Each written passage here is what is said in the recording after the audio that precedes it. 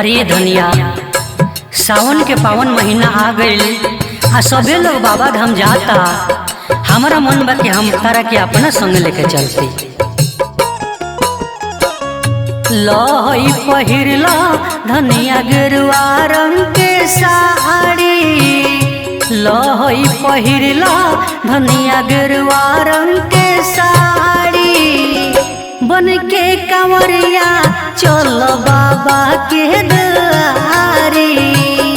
बन के कंवरिया चल बाबा के दुआरी, चल कंवरिया शिव के नाम लेके भोला के नाम, बाबा जी के नाम।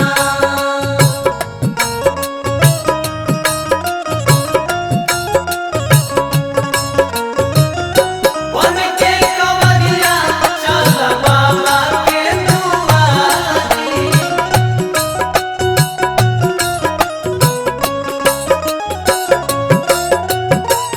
सावन के पावन महीना बयाइल, एक रंग में सभे देखबावे रंगाई।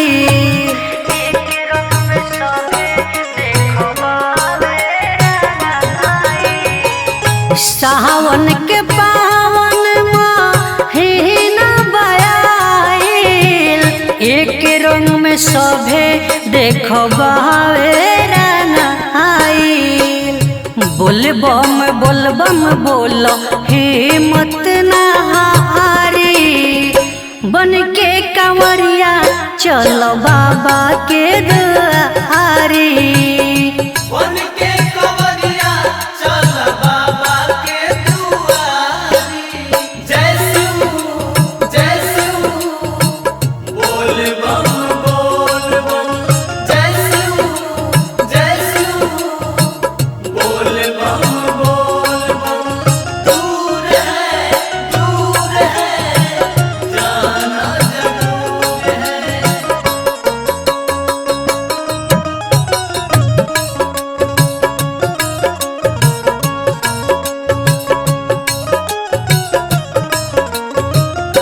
बन के कंवरिया चल बाबा के दुआरी।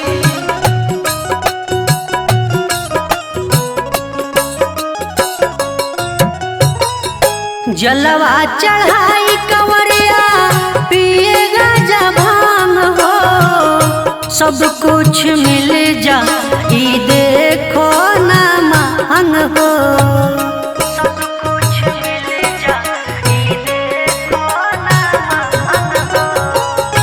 जलवा चढ़ाई कंवरिया पिएगा जब भांग हो, सब कुछ मिल जा ई देखो ना मांग हो।